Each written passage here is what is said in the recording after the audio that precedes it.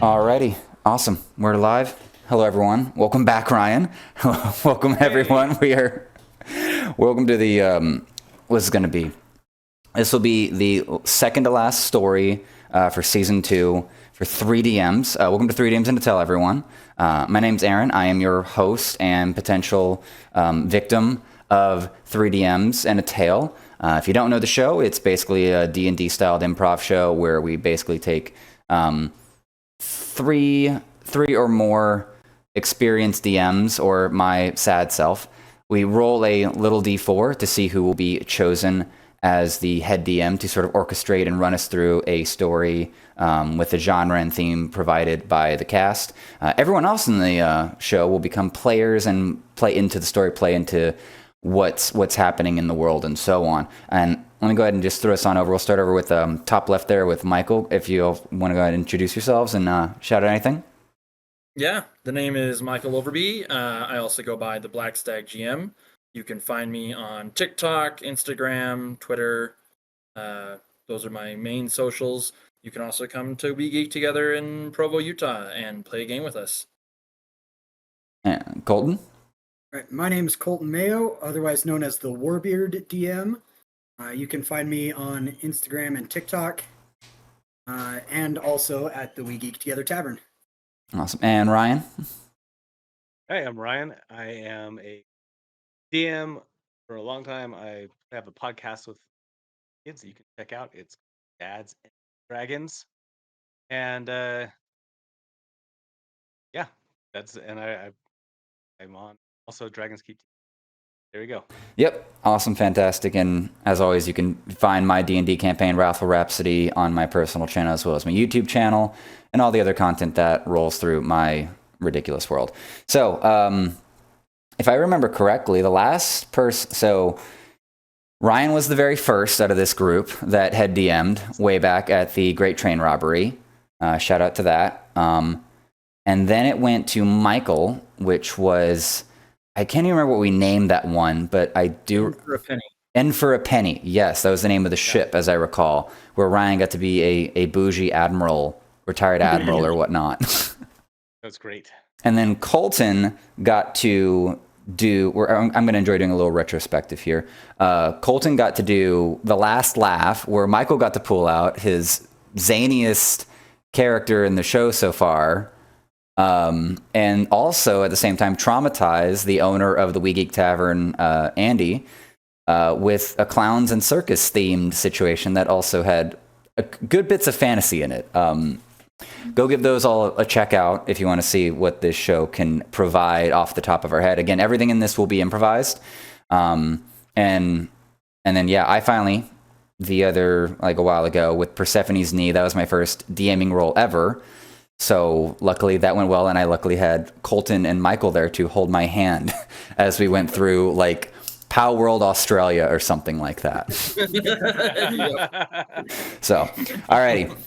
Per the layout here and per the 4 of us, this D4 is going to be 1, 2, 3, 4 from top left to bottom center. So Michael will be 1, Colton will be 2, I will be 3, and Ryan will be number 4, unless anyone wants to volunteer. I'm just asking that for the camera. Everyone said hell no before we even started recording. It is a torturous thing to go through. Alrighty. Not me. And I'll pull the camera down just so there's no fudge in this one. And that is a 3. That is a 3. I have ended my life. Did you forget that Colton did the math and said that 3 was the most likely number to roll? I remember him bringing that up. I I think he brought that up in the beginning of like Persephone of In for a Penny, because Colton was the most eager out of everyone in the cast to do the role. So I showed up early to try to claim the seat that I thought would get me the best odds of being the DM. Oh, even while we were setting up the table with the wires and everything, like, what's the count going to be? Okay, I'm going to sit there. I'm going to sit where the number 3 will be. So, alrighty, I'm going to go ahead and ask for the usual sort of help out for this one. So, a genre or theme to sort of give me an initial, or actually, genre and theme. So, world setting and sort of what is sort of the narrative plot point or whatnot. And I'm trying to think of what I can jump off with. I did Power World before. But a wasteland. You want to do a wasteland? You want to do okay? Let's do desert dash oasis with treasure hunt. Ooh, okay. Desert oasis treasure hunt. Where I run into my Syrian, roots, which is appropriate because I actually rolled grape leaves for the first time with family this weekend, and they're delicious. Beef and rice with a lot of cumin, So, alrighty. So we're going to be in a desert oasis environment situation. We're actually going to start at a little tinted encampment. This is actually a roving group. We will decide kind of what the group's about and everything like that. But this is a group of less than even 50 people. It's not a cultural group or anything like that. There might be some mercenaries in this, and this might actually be some families involved. But this is sort of not a nomadic culture or group or anything, but they happen to just be going through a desert area. There might be there might be an oasis near them where they've decided to camp out for a little bit as they're making their trek across the desert.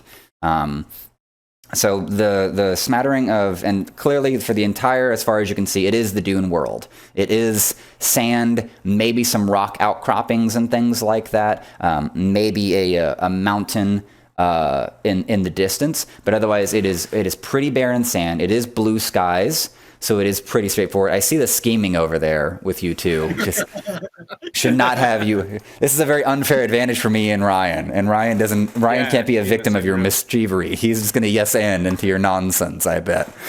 So there's a leader of this group here, and he just has ended up being the de facto guy of running this camp and kind of making it work because it's a very disheveled and very different set of people, all different creeds or whatnot, because this is a convoy that's basically making the trek across this great, we'll call it the Great Sahara pretty much. And we'll also place this in much more Industrial Revolution, like early IR. So the technology is going to be rather base, and at least on... Like, let's go muskets, let's go scimitars and things like that. So motor vehicles, not so much. I am not limiting the options for magic or anything like that, or Magitech like as 1750s to 1880s, that kind of thing. Yeah, sure. Thank you for that. So we're timing it out there. This guy, we'll just call him. We'll call him George. George is also, reminder everyone, if you got a deck of cards, we'll likely be using those for the RNG. If you don't, we'll figure it out. Everyone should have dice anyway. Got one. You give me 3 seconds, I can scrounge up a deck of cards. Do you have your character in mind? Yes. All right, then you're allowed to leave the table. I will be right back. Yeah, Awesome. We have a couple of sets here in the store. Oh yeah, easy. Quick reference for everyone. We do sometimes use full decks of cards, the full 54.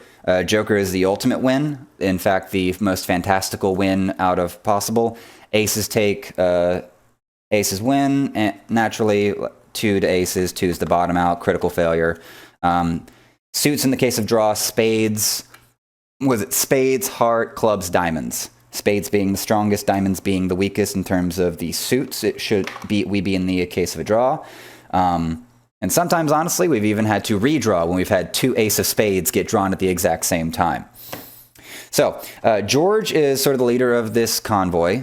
He has basically been charged with this, let's call it this contract, to get this group of people, all types, as I said. So there's mercenaries on hand that they don't have any clear job. There's families on hand with young children running around and kind of making fuss inside of the camp. There are merchants in this convoy with their goods and their trailers. They end up taking up the most equipment, so they have the most horses and donkeys and carts to sort of carry this along. Is anyone seeing their character in these scenes just yet? Nothing yet? All right. Yeah. Okay. I see mine. Okay. What's your character doing, Colton? My character is walking alongside the caravan as I am the muscle. I am kind of the caravan's protection. Okay. So you see you just see a large lion.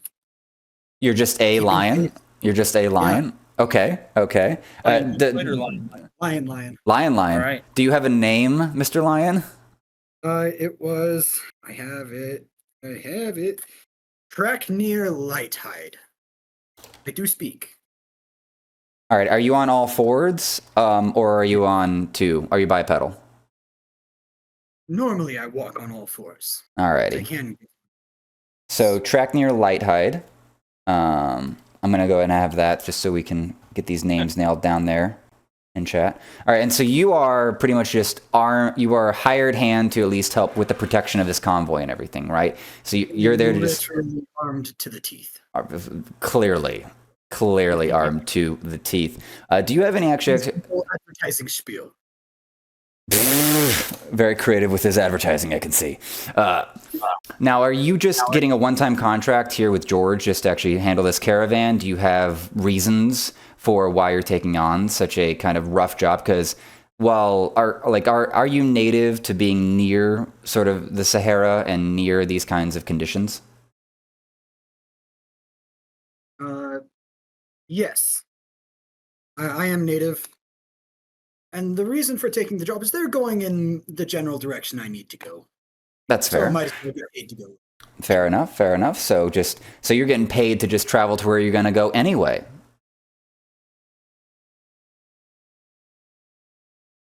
Okay, I will fix that. Awesome. Has anyone else noticed their character inside of this? We've got Tracknear, Lighthide there next to the body of the caravan. Since we're at camp right now, I imagine you've got your own tent, Tracknear, so you can actually you're kind of just hanging out and just kind of walking around making sure no one gets into any trouble, none of the mercenaries get too drunk or get too ornery or too bored and they start to create their own trouble. Like kids can make little trouble, but bored men make the worst trouble. Yes. Fantastic. So George wanted to talk to you about just checking on how the perimeter is going and everything. So Tracknear, how's the day going? I know we're still in the middle of it. We're going to be getting to dark soon. It's going to be getting dusk soon. It's going to be about time to actually kind of wake everyone up and get ready to go, because traveling at night is a way better way to sort of travel in the Sahara. It's cooler, it's easier, people can get further mileage, and then just rest out and sleep during the day under these tents and everything. So, how's everything been going around the camp? Everything has been going smoothly. A couple of children tried to cause problems. Did they try to grab your tail again? One of them tried to grab the tail, and then when I roared, the other one climbed in my mouth. It was quite reckless. They're not very scared of you, are they? No. You've endeared yourself too much to these kids on this round. Or word got around back at Tunisia that you're actually not that ferocious when it comes to children. That is the case. It's endearing, Tracknear. It's good to know that I could trust families with you on this trek. Any trouble from the mercenaries or anything like that? Are they minding themselves? Not stealing from the merchants or anything? Just the usual drunken brawls. As long as they stay in their tent, in their corner, that's fine. Is anyone else seeing their character coming into view at all? Yes. I am Draco Wayfarer. And I am the one leading them through this desert. Awesome. So, all right, Tracknear. Go ahead. The tracker. Yes, I am, like I said, I am Draco Wayfarer. I am a serpentine-like creature. I have no hair, gold eyes, long forked tongue. And I wear very large flowing tan robes. I blend in with the deserts for good reason. There are things that lurk out here. You don't want them to see you. But yes, I am here to lead this expedition through these wasteland, these deserts. Fantastic. George is going to come over to your tent just to kind of tap on the flap, see if you're awake. I am.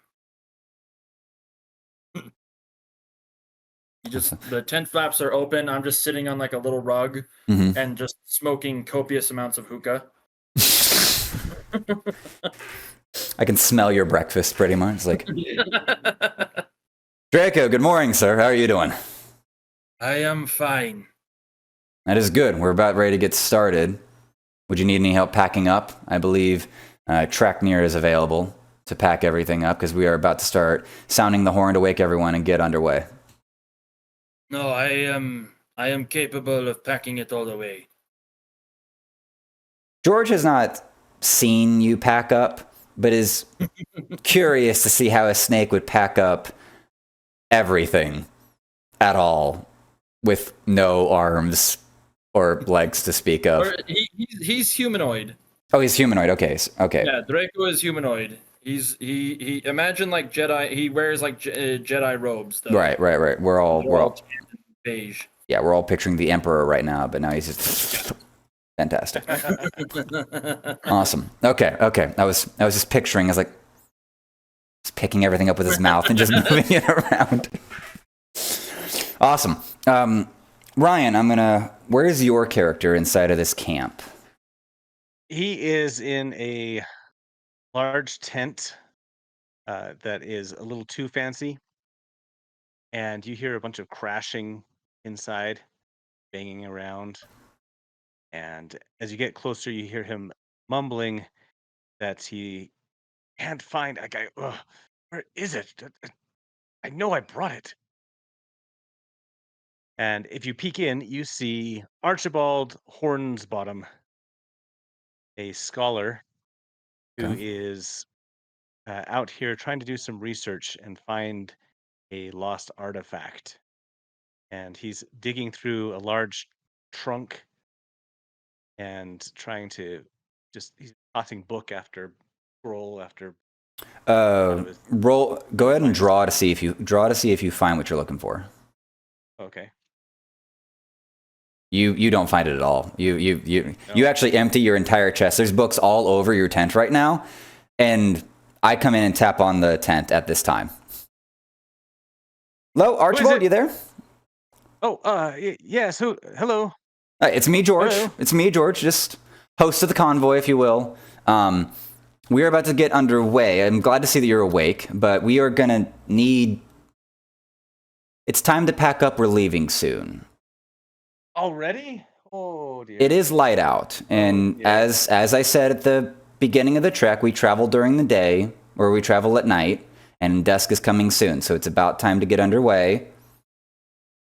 Do you want me to get the kids to help you pack this up? Oh yes, be a doll, and please do so. Thank you. Okay. I'm going to draw now, because George is going to go over to where the kids are playing, and be like, hey kids, do you want to go help Archibald pack up so he's ready to go?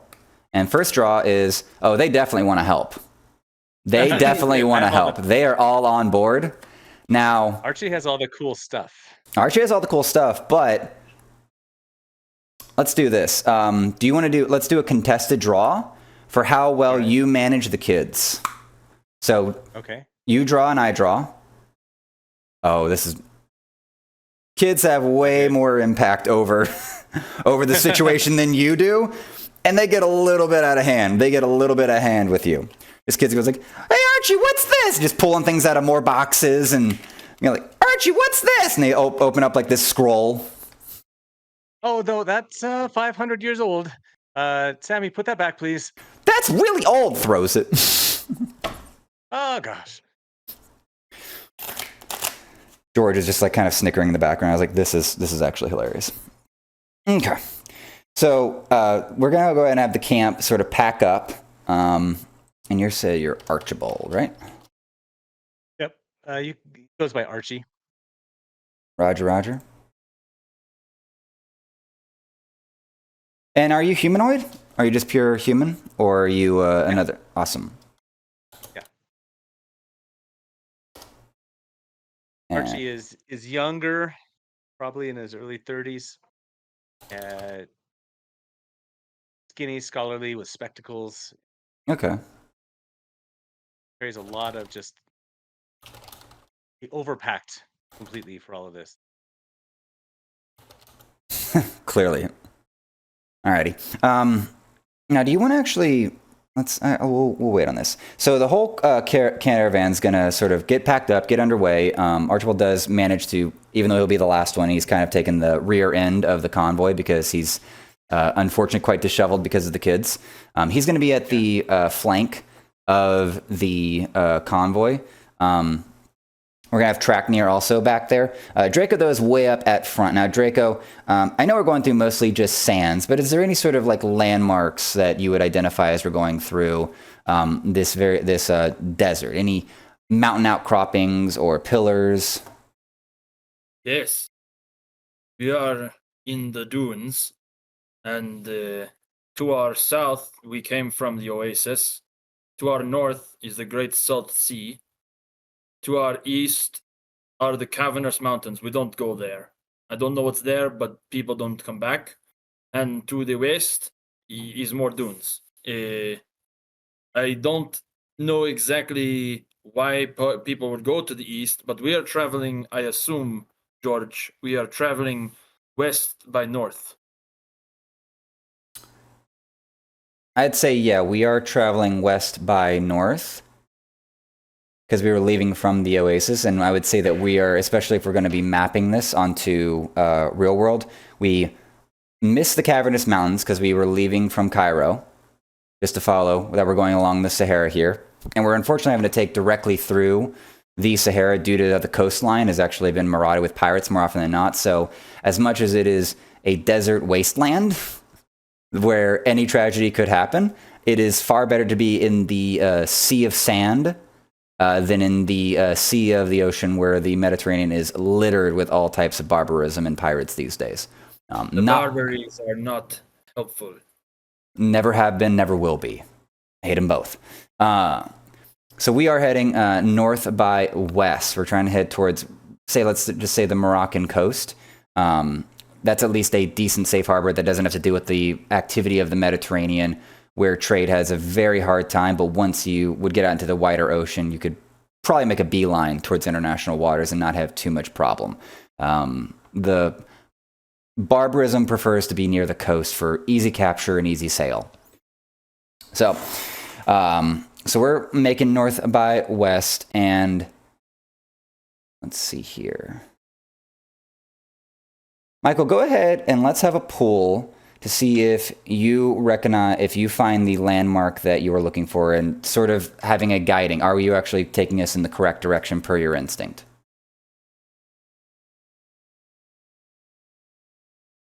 Queen, and you're solid trajectory, solid force and everything.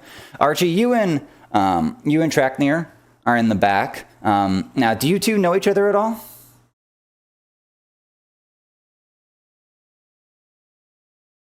Yeah, I think Archie is a friendly kind of person. He's excited to be out here, so. He's friendly just to meet anyone. We didn't know each other before this venture. No, not previously. Now, Archie, are you the very talkative type, or are you more just stuck in your books? No, very talkative. So are you reading and sharing what I find in my book? And what is this treasure that you've been, like, you're out here researching to try to find this, like, is it a lost ark? Is it a vase or anything like that? Or is it just this legendary item that doesn't have a lot of descript to it? It is a legendary item that holds some kind of magic of the sun. Really? I think it was something that was probably worshipped by various like some kind of sun worship. So what you are referencing, is the. Go ahead. Do you have more? Go ahead. No, just like centuries ago. They're long dead. Right. So what? Atlantean type. Yeah. So let's go ahead. Go ahead and have a draw to see if your research prior to has actually allowed you to get the name of this. 10. So you at least have the name of it. The name of this is the Disc of Ra. It is the sun god's plate.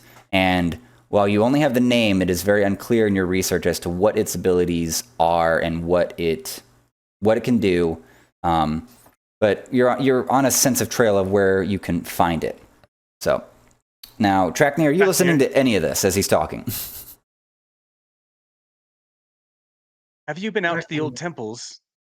Is curled up as he can watch the back of the procession curled up on the cart. So you're curled up on the back of the cart of Archibald's truck, while Archibald is kind of sitting. There's a driver for Archibald's wagon, but Archibald has this tendency, it would seem, to sit near you and talk to the nearest warm body because the driver has already dismissed him. Yes, I find it very relaxing.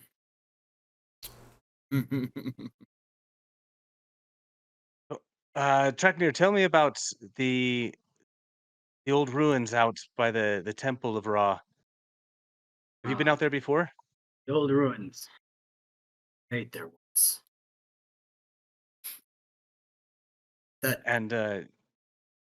Is it very far from here?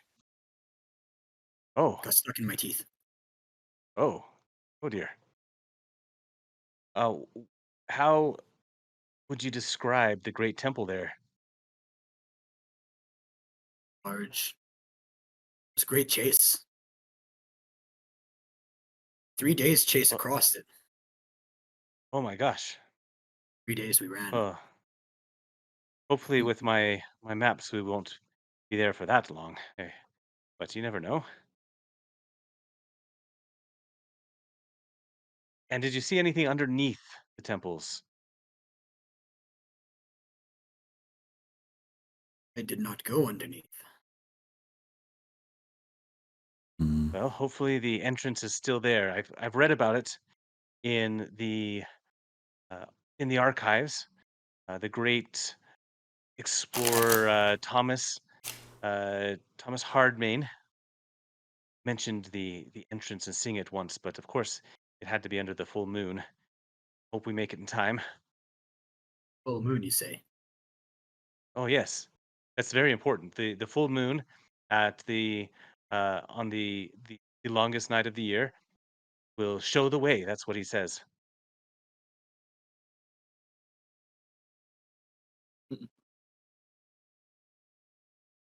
Now, rising sort of from the horizon is what is appearing to be very, very close to a full moon.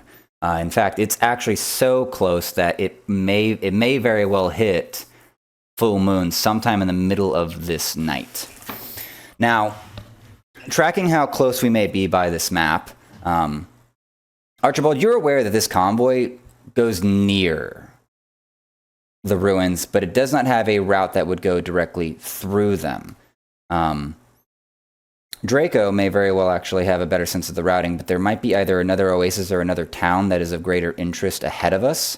That is actually where we're going of interest, because the ruins are ruins. They are abandoned. There is no one that is known to live there. It may be a place where bandits might hide out. But otherwise, our routing is not really going realistically near the ruins. And you knew this beforehand, but you are trying to figure out, how am I actually going to detract or depart from the camp, make it to the ruins, and not be abandoned by civilization in the same moment. So it's still dusk. It's still getting dim, getting sort of dark and everything. The stars are starting to come out, and it's as beautiful as it can get with these stars out. The full Milky Way is on display because there's nothing out here. So the full star-spangled awesomeness of the cosmos is even lighting your path, especially with how the moon is near full. You don't really need much torches, and it would almost be preferred that you don't, because while it is safer and cooler to be traveling in the desert, minimal firelight to sort of inform anyone else that might be in the desert that you're there is best.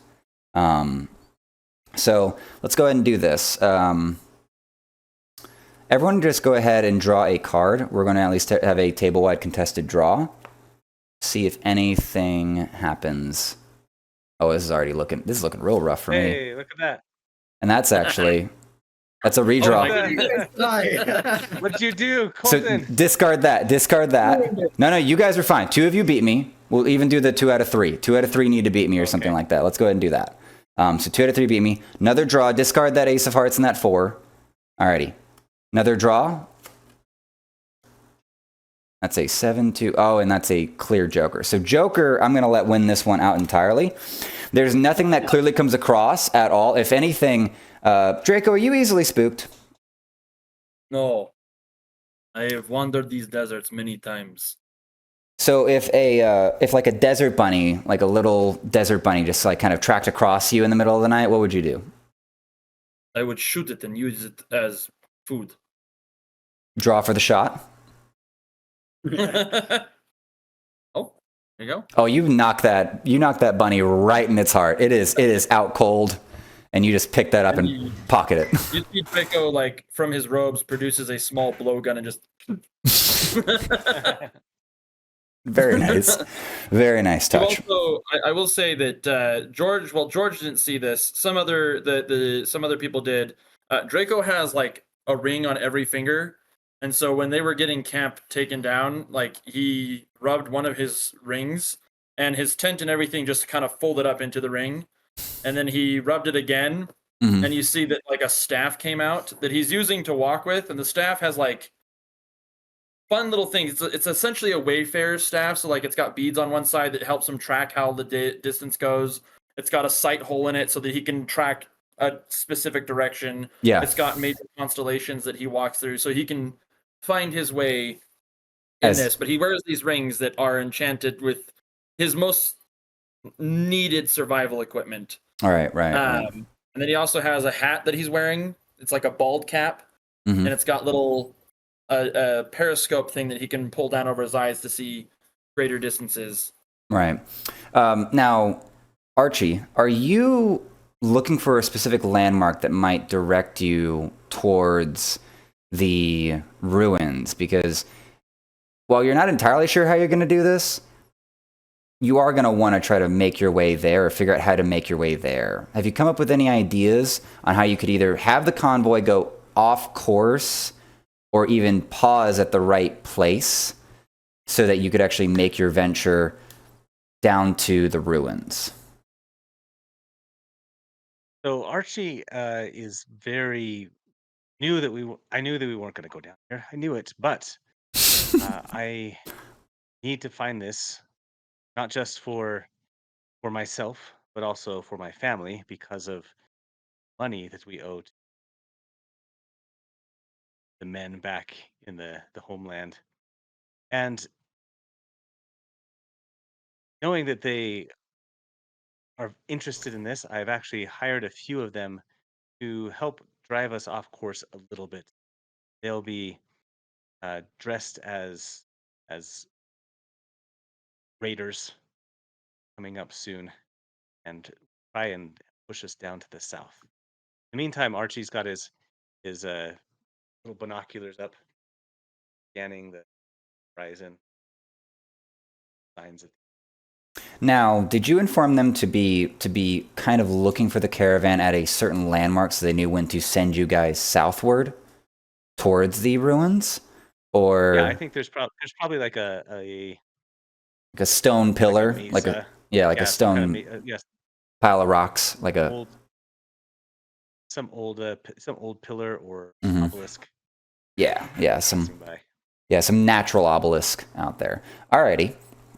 So you hired a band of mercenaries, of bandits, pretty much, to intimidate the crowd or intimidate the convoy just well enough to actually send it off in the trajectory that you want. So Not necessarily hired. These are actually people that work for the people my family owes money. so you've they are- coordinated with this mafioso, let's say, for reference. Or yeah, they insisted on coming along, so I gave them this job to help out. Okay, alrighty. Let's. So, being in charge of the protection, I am kind of keeping an eye out, and I did not know about this. So, can I draw to see if I notice them coming up?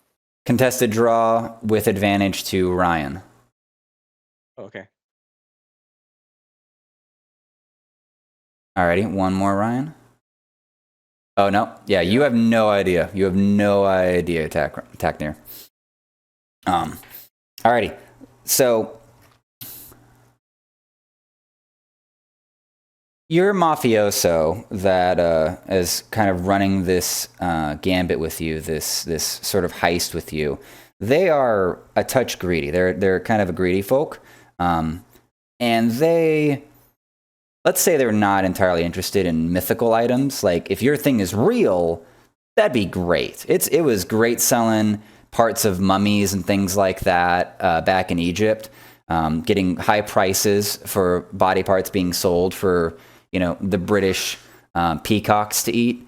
But they think they've kind of run their gambit after losing some people in the cursed ruin. So if you get the plate and no one dies too quickly, that'd be great, ample pay. But they might be a little bit greedier than we want. So let's do this. That pillar that you actually know very well, Draco, because you're aware of this routing, as much as you use the constellations, you do get very used to seeing the landscape, and that natural obelisk comes into view. And you notice that there's some firelight coming from sort of like the back side of it. You can see like the light from the flames is kind of wrapping around that pillar, that stack of rocks. And there's a little bit of hoopla kind of coming from it. Like it's way far off. There's no way that they could actually see like the very low lit, and the dunes are kind of cascading the view. Like if they were, as you guys are kind of walking, there's this cascade of the dunes. So you can track it more easily as a singular node. But there's kind of gunfire and some fireworks going off over there.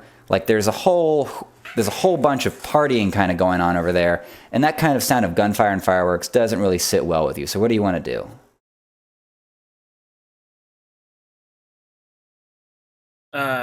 Draco. So as far as like the fireworks and the fire, I probably would be more wary of it in the sense that it's an unusual thing. Mm-hmm. So Draco would see it, and you would just see him like turn around, and like I'm assuming that no one else has seen it yet, because like I'm assuming like we're going up a dune, so no one has like crested yet. So I'm at the top of the dune, and I'm seeing this in the distance, and so I will like turn around and I like shake my stick, which has like a little thing on the top of it, a bulbous thing that shakes really loud, like rain. And I start to shake it, which at this point everyone else in the caravan knows to stop. Yeah. George sees this and makes his own signal to the rest of his team. That is just like this silent signal that goes through, like how we see like in SWAT movies. So he just has like a fist up or a halt up. And so the other security guards down the line, so to speak, just kind of make their inaudible signal. And just that tone silences the caravan. And everyone just kind of goes to a hush. Draco will use his little goggles, and they work just like binoculars. And he just kind of increases the zoom to see if he can get a better idea of what's going on. Because he can't really see it other than like there's fireworks and there's fires. So he doesn't know if it's like a raid or if it's just people being rowdy or whatnot. Right. He's just trying to see from a distance. Where are you looking first as it relates to the obelisk? Because you have a full view from the top of the obelisk to the base of it. So I will look at like the base of the obelisk because I'm assuming they're kind of centered. I don't know if I saw any flying, so I'm just going to look at the base itself. So what you'll see there is that you'll see some boars, you'll see some other lion type figures, some cat like figures, some scorpions. They've got their weapons brandished, and they are drunk off their asses and really rowdy and excited. But they're all kind of like looking at each other or looking at the fire, pretty much. No one's gotten so drunk that they've actually like passed out, though. All right. They're not that heavy into it. Gotcha. And I'm Do actually. I see any landmarks beyond the obelisk? It's just obelisk and dunes right now. You are, of course, very aware of the runes that would be sort of south. That would have to be even kind of like this curve around to kind of go through those if you wanted to actually come up to the next town. But that town, how do I put this? Your normal straight route would put you within decent reach of that obelisk, but getting too close to that obelisk would obviously get you, for the size of this caravan and for the 50, 40 people, it'd be easily spotted. Yeah. So I'm going to do a draw for just, I want to see if you actually get this. Alrighty. I drew this just to see if you would have a moment of whimsy. Okay. You're going to look with your goggles to the tippy top of the pillar, and you're going to see a refraction of a telescope. I'm gonna get really, really low, and I'm gonna do like if you've seen like the Dune movies, they have this like kind of walk that they do where they slide through the sand. Yeah. And essentially, I do the same thing, but because I have my robes that look the same shade as sand, I just like I put my staff away, like I rub my ring, my staff disappears, and my hands and my feet and my tail just kind of slip into the ground, and I just like mold myself down. And then my cloak just kind of sits on top, so I can look through, and I like you might see refraction of light off of my goggles, but if you were to actually look where I was, you wouldn't really see me. Mm-hmm. Like I keep myself kind of hidden, but I'm gonna now focus. Like I'll say I'll roll to see how stealthy I am doing this. Yeah, go ahead and roll. So, that's pretty high. That's pretty high. You're stealthy enough. I'm going to draw to see, and we can contest this with the whole caravan. Mm-hmm. Is the caravan hidden from this man's telescope? So everyone ready your draw? And Michael's already had this, so this is going to be between the two of you. And yeah. It's a 10. That's a 10. That's a 3. That's twice now. With the suit matching, yes. Alrighty. Ready, Ryan? One more? Yep. Barely. Alrighty. So Ryan at the very back with his attention into his book and his attention into telling Traknir about the Disc of Ra and kind of spattering off. The book that you're carrying actually has like little metallic elements, little hints of gold in it. And those kind of reflect the moonlight just enough to where the telescope can actually spot you at the very tail end of this caravan. Because the dunes were kind of eclipsing and kind of being able to muddy in the darkness the caravan to where it could be kind of written off, especially because, they're not highly disciplined people. They're not a highly disciplined organization. But he sees that. And he fires off his single shot in the air. Oh dear. Mm-hmm. Oh, Traknir. Bandits. It looks like bandits. We should go around. Yeah, go tell Draco. We should go around. Draco is like you guys look to the dune, and Draco isn't there, and then all of a sudden you just see like this form like pop out of the sand and like run down the dune. I don't jump off of the cart. I stand up and jump over the front of the cart and just take off running to go get to the head of the convoy. I go like this and go, Traknir, no, stop. This is not we don't need to go this way. There are some ruins about a day and a half, maybe a little more, to the south somewhat. Right. We can turn the caravan around and go that way. That's what Archie was saying. Oh. If you look back, you see that Archie's already got his wagon turned that way. George. I will walk over to George and just go, we must turn around, go southward somewhat, south and towards the east. There is towards the ruins? Yes. Okay. When we arrive there, then we can better assess. Also, they will not risk traveling in the day. It is too hot. Most of them could not take it. Fur is a horrible thing in the desert. So George goes to talk to like the sort of the captain of the band of security, pretty much, and he gets an arrow in his back on his way there, and he falls dead. And now you actually hear with the roar as this band of like 20 of these bandits. They have scaled past through the dunes to they look like they're going there with murderous intent to ransack the convoy. Draco rubs another ring, and you just see like a musket appear in his hand, and he'll just take a shot. Draw to hit. Ooh. Oh. Your musket just shoots right into the sand. Just nothing. Alrighty. Archie, you said you actually have aimed off your cart to start heading for the ruins, right? Yeah. Okay. Now, how far along has your cart gotten in the last, let's say, 5 minutes? Is it good traveling on the sand, pretty much? Like, if anything, Draw, how aware are you that your kind of mafioso banditry have arrived with greater aggression than you expected? Yeah. It's like, oh, they're coming up to say hi or something like that. Like, you see them approaching. Do you deduce what's happening? If they only shot an arrow, I probably wouldn't notice that yet. You would not, yeah, that's reasonable. You would not have noticed, but you have noticed like this band and like their torches are out, with their weapons are out, and they've arrived. So you can at least see that much. Do you draw any sort of conclusions from that? Oh, they're very excited. We better get out of here. You're saying this to your driver, Carl, Yeah. and he's just like, Yeah. "Oh, we definitely need to go." And he just starts trying to like rattle the horse to like get this thing going. So the Marauders have kind of jumped in. They are very uncoordinated. They're very spread out all over the place. They just have like their line that got them there. They got the shot off to take out George because they got a lucky shot in.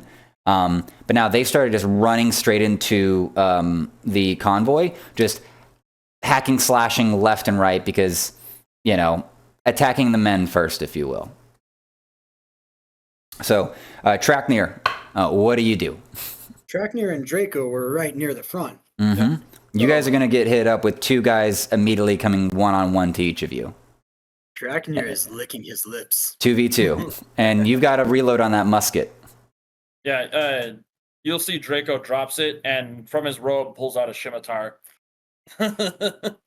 Trackneer is gonna step up, and you watch him stand up on his hind legs, and his whole body like changes to look more humanoid. And fear just appears on him as a part of this change, holding two scimitars. Oh. And both very heavily ornamented, and much more heavily ornamented than a weapon should be. Okay. Alrighty. Still very lion-esque, but now he's up on two legs and able to hold swords. Alrighty. He's just gonna run in, hacking and slashing. So you're going first. Alrighty. You draw first. Draw first for your hit on the guy that you're fighting with. That's a 9. He's let's go ahead. I'm gonna go at disadvantage because everyone's gonna be drunk for this one. So first one, he dodges. You're gonna do a double swing with your second scimitar. Yeah.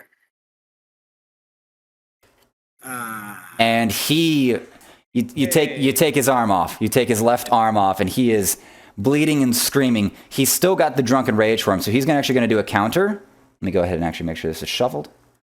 As So he counters, I'm gonna eat the arm I just chopped off. His counterattack happens. Are you just going to be eating the arm while he swings at you? Yeah. All right, let's go ahead and see. He's going to throw a 4-level strike at you. Is there anything I should know about with your scimitars, or are you just going to let him hit you? I'm just clarifying this right now. So the scimitars are special.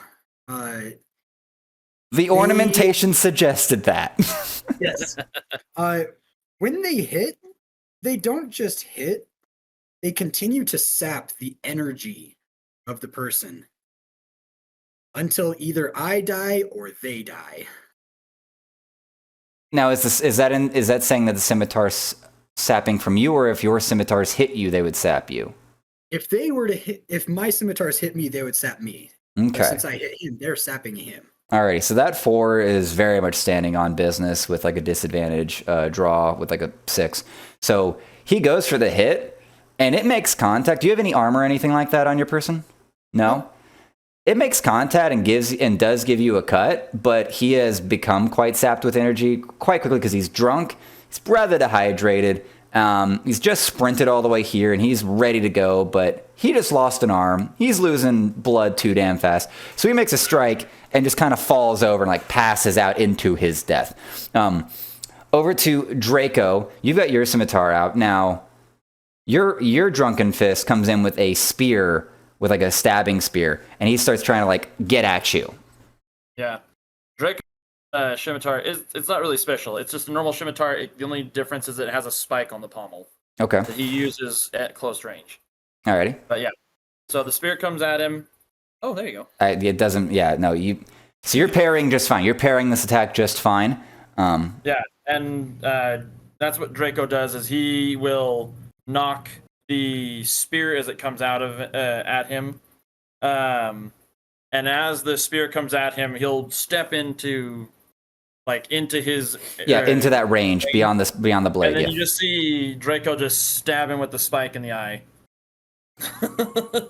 Just one fluid movement, and then just stab.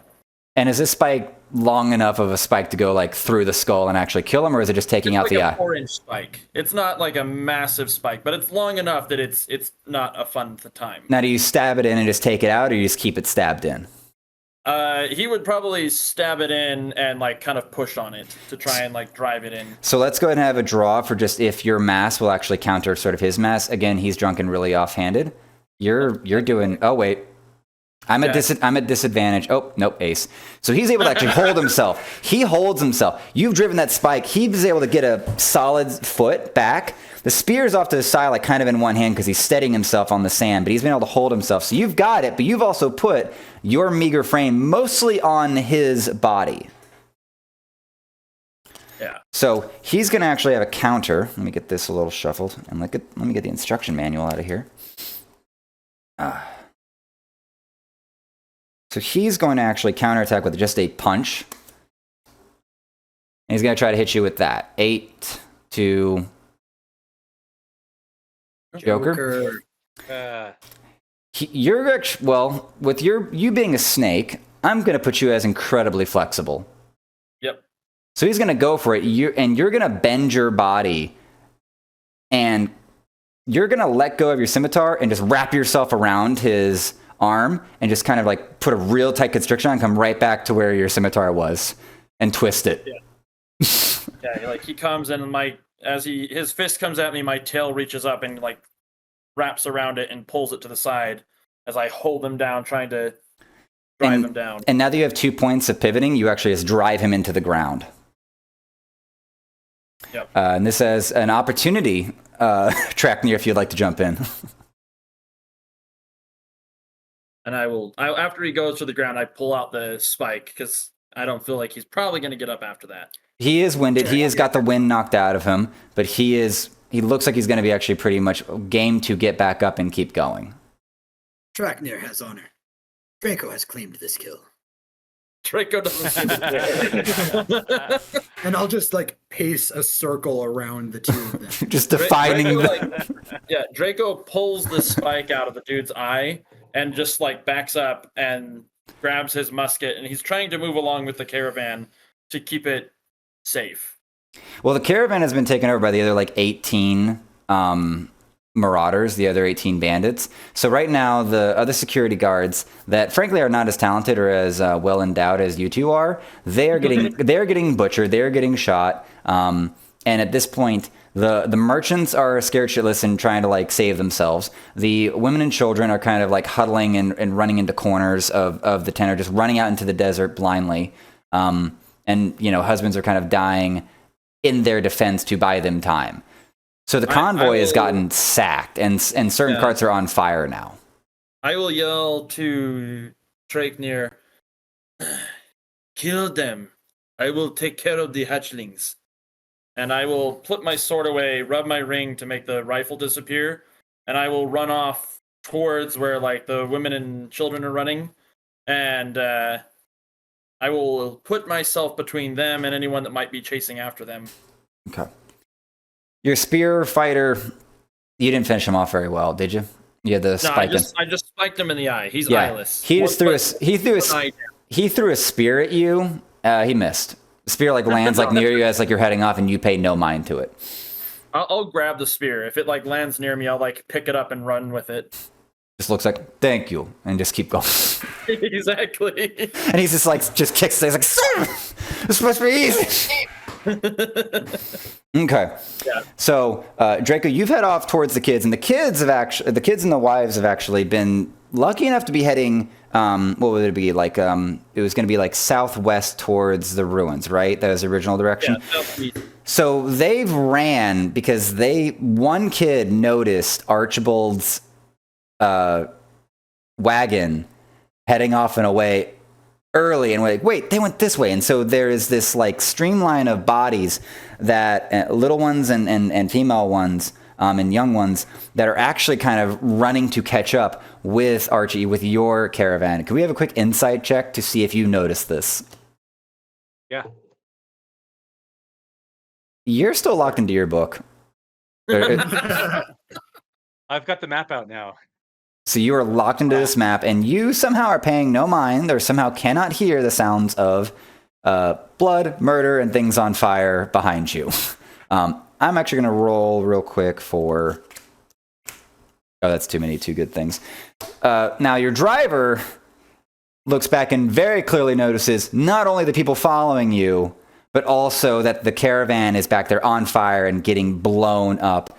And he raises his own alarm on this, like, Archie, the caravan's on fire and everything. He points back towards everything, and it's like, and so.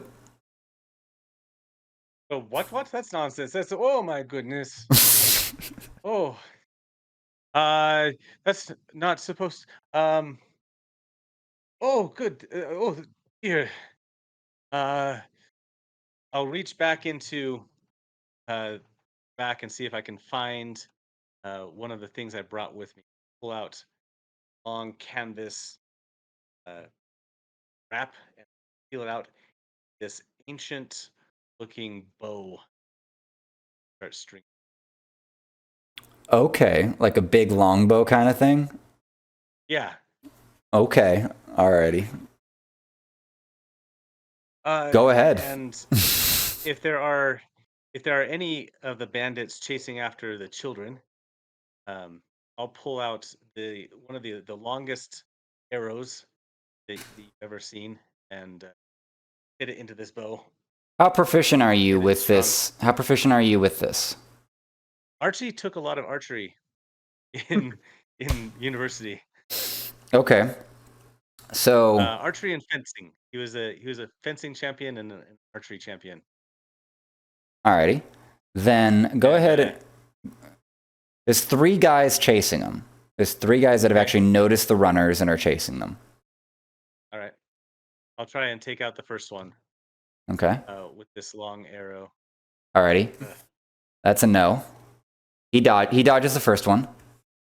Next shot. The arrow makes a screaming sound as it flies through the air. And okay. You can see like this black, well, I guess it's nighttime. You can see this silvery smoke reflected off of it. Reflected off of the sunlight, the moonlight. Crashes. All right, you miss him. Second guy? Okay, I've got a few more arrows. I'll shoot again. All right. These guys are really... I pre-pulled these. It was not looking good. So second guy dodges the second arrow. These guys have gotten very lucky with their drunken fitsu, if you will. And now third guy, third shot? All right. Actually, you won that one by suit. Hey, all right. So you knock the guy square in the chest, and it puts him down because this might as well be like a ballista that you somehow can pull with your scrawny frame. You are one of the chosen, if you will, because this by certain metrics, because it's not even a compound bow, it's a standard single like piece of wood, like maybe even enchanted wood. But so there's something strange because no one else can kind of pull this bow, but you can. So you have your training, you know how to use it properly, but for some reason you are specifically able to use this bow.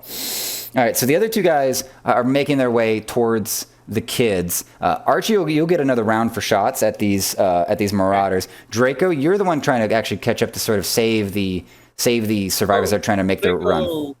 Draco, seeing the arrows flying, he's going to slow down and turn his attention towards anyone that's going to be coming beyond that point, seeing that Archie has nailed at least one. Yeah, seeing that like they're probably going to be less inclined. So Draco will turn, look for the nearest one kind of running, and then just take the spear and lob it, like the hardest lob you've ever seen. And is that one of the two? Is that one of the two that are left out of the three that he was initially aiming at? No, he's going to be. Or is he lobbing at any? Or is he lobbing at anyone that's about to test his perimeter? Yeah, essentially anyone that's coming. Though he's letting those two go because Archie is firing, and so he's turned his attention because Trackneer is still at the caravan, and he doesn't want to get too far away in order to back up Trackneer. So he's going to throw any of them that look like they're still running after those two got past him. Alrighty, go ahead and draw. So like the two are still following Archie, and then Draco has turned back towards the caravan to hit anyone that's still coming back towards him. Yep. One's coming at you right now. Go ahead and draw for it.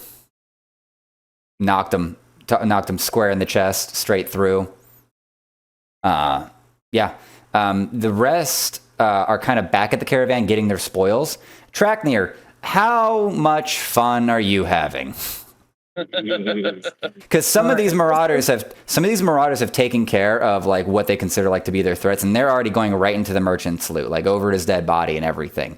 But you talk me through what kind of fun you're having. Are you just going through wildly style, like some Tasmanian lion shit? Are you changing up my tactic just a little bit? Okay. With the first guy, it was a one-on-one. I'm laying everything into him. I'm taking on multiple people, so I have to approach this differently. So instead of trying to take one person out all at once, I'm going to get just a little nick in. Just a tiny cut with my saber as I rush in roaring just to get the attention. Give him the nick so that it activates the blade and starts drawing his energy and move on to the next guy. Just little cut. Just try to get everybody cut and following me. Okay. Alrighty. Go ahead and draw for just success rate across the however many are left. That's 3, 4, 5, 6. So there's what would that be?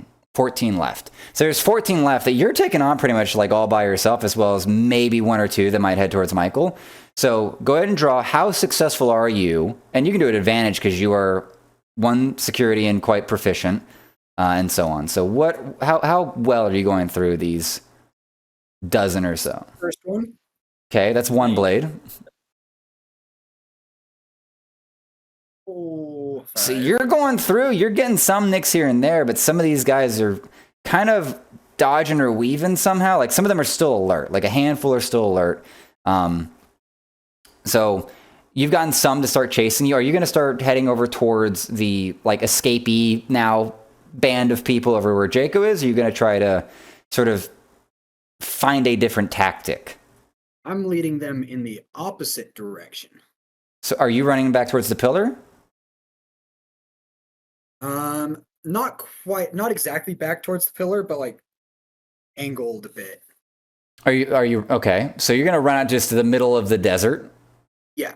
So okay. I'm trying to get them to follow me away from the caravan and away from the people. All right. So let's just say, or I can just solo. Let's say you nicked like 5 guys. Alrighty, you've nicked 5 guys. They're chasing you because they're pissed and they feel a little disrespected that like you came through, intimidated, gave them a little cut, and they're like, "Fuck you!" And they're just gonna like chase after everything. The rest are actually gonna stay at the caravan just looting it because they have gotten their share of bloodshed and they're just there to get the loot. They remember what the job is. They remember what the assignment is. Everyone else has kind of gone off with like the 2 that are still chasing the escapees because they want the slaves. They want that slave money. The other 5 are chasing you, Colton. And let me go ahead. I'm going to draw for just how well these guys have for just their energy reserves. The first one, he's doing all right. Second one, okay. Third one, actually, these guys are actually very focused. This guy dies.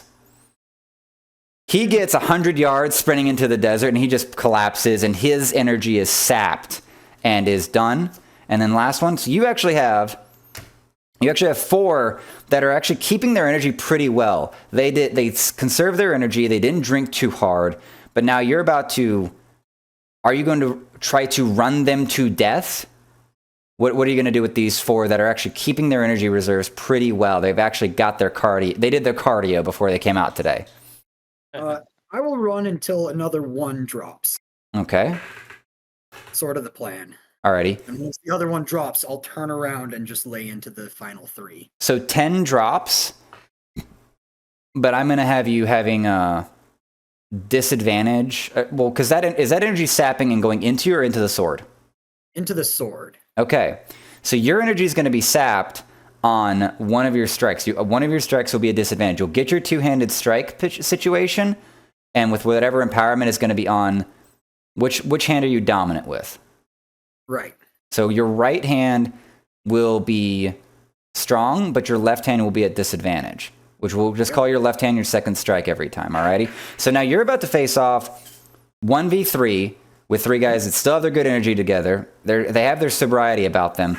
So now are you stopping to face them? To sort of I'm head going them? to turn around and run at them. All right, so opportunity strike. Go ahead and pull it. First. King. You're going to hit anyone there. And you going with your right hand? Yep. Are you going for a kill shot or a nick? I'm going for the kill shot now. All right, kill shot. You want to kill the queen, jack, or king? King. Alrighty. King, you take his head off clean. You turn around, get on all fours for like a half second just to get that sand underneath your paws, get that momentum, and then just clean sweep his head off. He never really saw it coming. All right, next 2. They see this. They get themselves ready. They steady their stance, and they get ready for you. Now, and they're trying to actually get circled. They're trying to get you surrounded a bit. Get that conga line of danger going. You got 2 swords in hand. Where do you want to go first, jack or queen? I'm going to go for queen with my first one. Second strike. This is gonna be your second strike here. So you're gonna go for queen with your left hand. Draw for disadvantage, and I'll do the counter. That's a 7. You get it. So you get a solid strike that puts him right in the gut, just slashes his abdomen, and his guts just like fall out, and he is out for it. And that was on the queen. All right, all that's left is the jack. I'm gonna draw for his constitution real quick. I don't know what's the top card. His constitution goes to shit and realizes, oh no, I am way in over my head right now. He attempts to book it back to the convoy. Draco knows that Draknir will have this settled.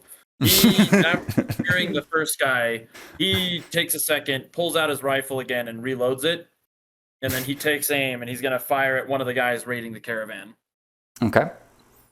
Draw at advantage since you've got time to line up the shot. 7 and a 6. You get super surprised with it. You're able to nick him, like hit him solidly in the shoulder, and it puts him out. And at this point, you're picking a fight. And so the rest of the crew is going to kind of like look in your direction and realize, oh, we've got a problem. We need to take care of this problem.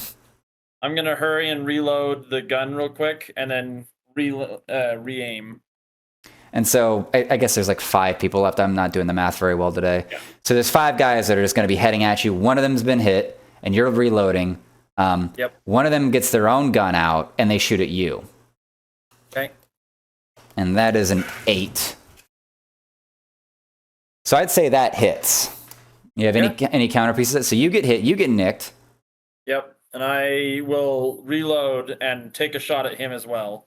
You put him out. He's down. 4 left. And then how close would you say the other guys They've closed it because this is probably 100 yards at most between where the spot is and where the perimeter you decided was, because you didn't want to let anyone get too far. The caravan and the kids have pretty much made a pretty good distance at this point. So at this point, you are quite isolated. Archibald, we're going to get to you for finishing off the other 2 guys. but let's finish off with Draco. So, Okay. Draco, you've got So 4 other guys Draco- coming at you. What are your options?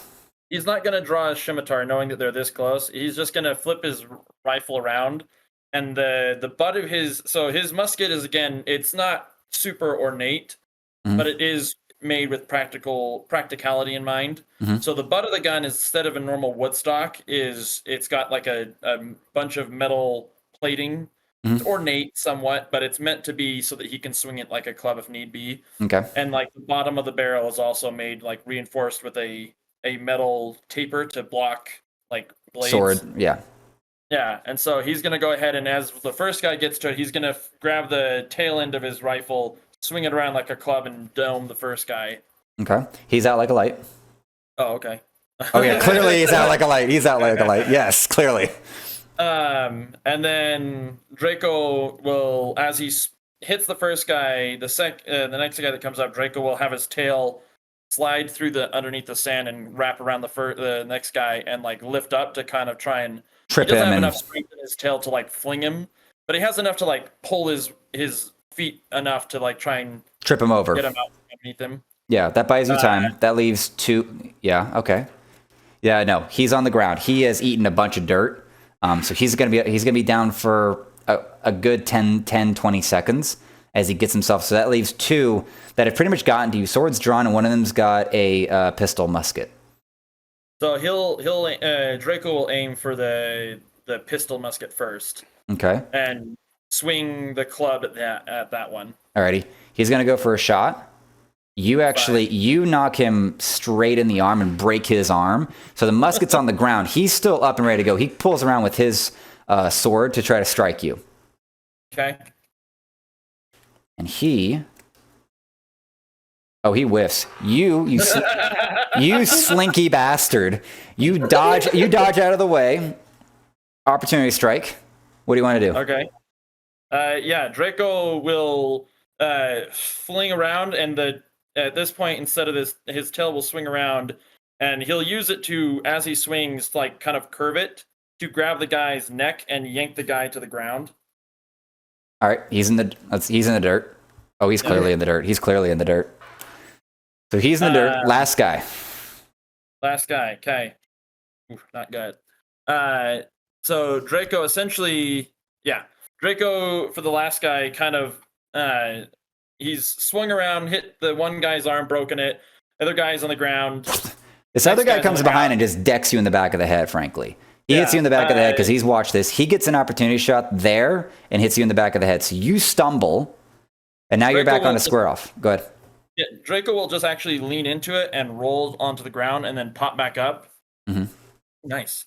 Very good agility. Very good agility. Yep. Swings back with his club at the guy and domes him as well. Joe's aims right for the side of his head. Okay. As a bludgeon. That was a queen. That was a queen for the bludgeon. This is a joker, actually. Oh, okay. So you go for that. He takes it square on the head and just stares you down. Oh. Draco goes, "That is not how this normally goes." They always say that. He goes, "But you know what they don't normally see coming?" And he goes, "If you look down, you'll see where my tail is." And when he looks down, Draco just takes literally his foot and kicks sand into his face. Does Draco proceed to run away? No, dang. It doesn't work. But do you run away, or are you gonna try? Were you gonna try to take an opportunity hit? No, Draco will kick the sand at him, and the moment he does, he's going to pull his blade out again and go for like a stab underneath the guy's chin. Okay, so the sand doesn't do anything. It doesn't even get in his eyes. Like hits him in the chest, and then you go for the attack. So this is the contest for the attack. Yeah. 1 second. I'm going to Shuffling. I have a pile I have to reshuffle before we get to Archie, honestly, because I don't have many cards left. Okay. Oh yeah. Yeah. There we go. So as much as the sand didn't really distract him, it still kind of is. Like, what are you? Yeah. So, all right. Hits him under the chin, and then he'll look at the guy with his arm broken, and the guy that's like on the ground, and he's got his rifle in one hand, his scimitar in the other that he's just stabbed the guy, and he looks at both of them and goes, "You should run now. Traknir will soon be here, and the lion is hungry. This is the moment you should be running while you're still alive." And the moon and the stars, because they're so bright, they see the one guy that was running away from Traknir coming down a dune, just kind of running for his life. And then there's Traknir just on all fours, just pursuing him. And the light is just drawing these long shadows across the dune. And I'm just going to take this one from you, Colton. I'm sorry, we got to keep moving. But they're just going to see that just the shadows. All they see is the shadows against the dunes as Traknir just gets to the guy, no scimitars in hand, and just rips into the guy. And you just hear the roar across the dunes as Traknir pretty much has like a hunt of the evening. I leave him alive. So you just maim the fuck out of him? Like, you just maim him? He has to resist lycanthropy With your claws? as I bite him. As you bite him. Okay. Leave him barely alive, but just the last bite.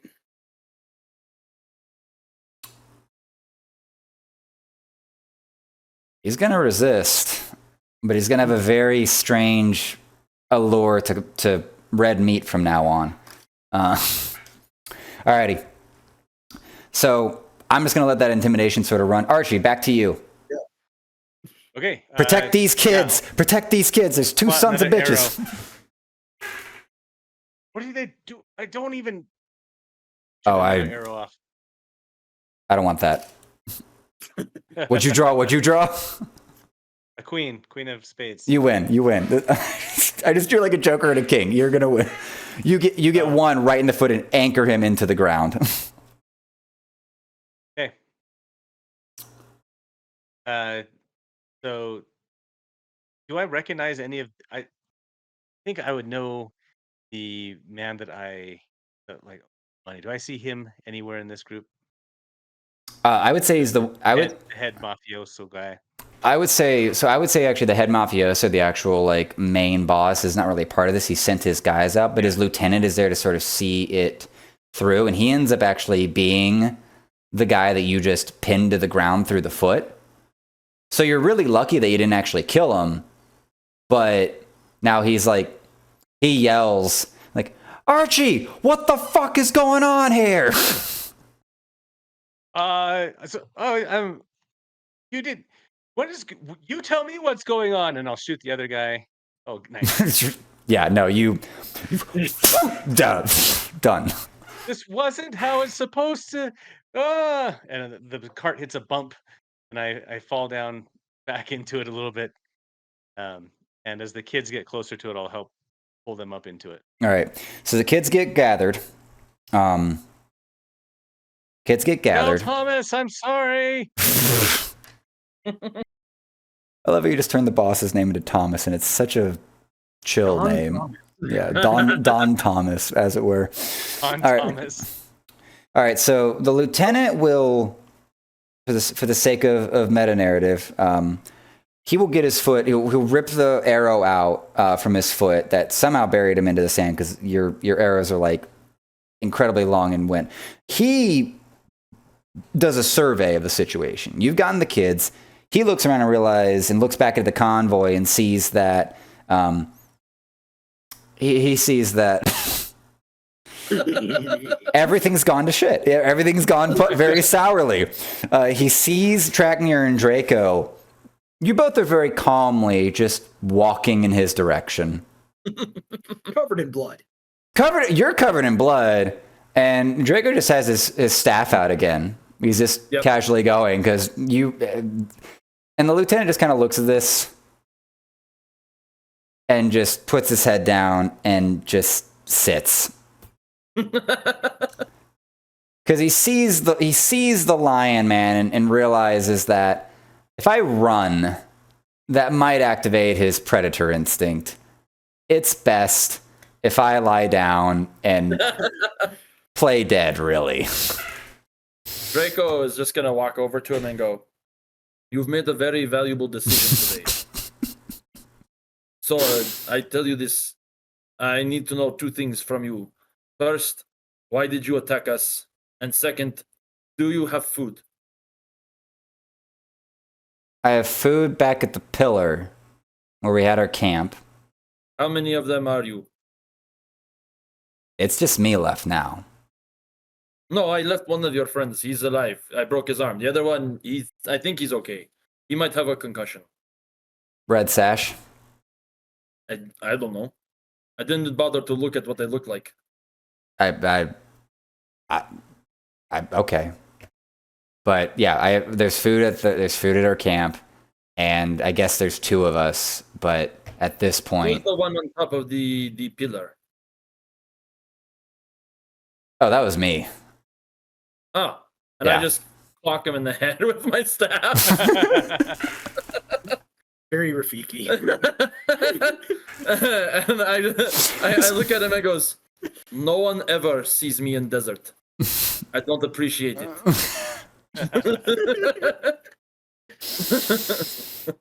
Okay. And Draco will simply just walk on and walk up to the caravan All right. of Archie and the rest of them. Alrighty, you guys. So everyone kind of gathers around the caravan. There's this regroup. It's just you guys with a bunch of kids, and you guys will proceed at this point to, per Archie's encouragement, you guys are just going to head for the ruins for the remainder of the night.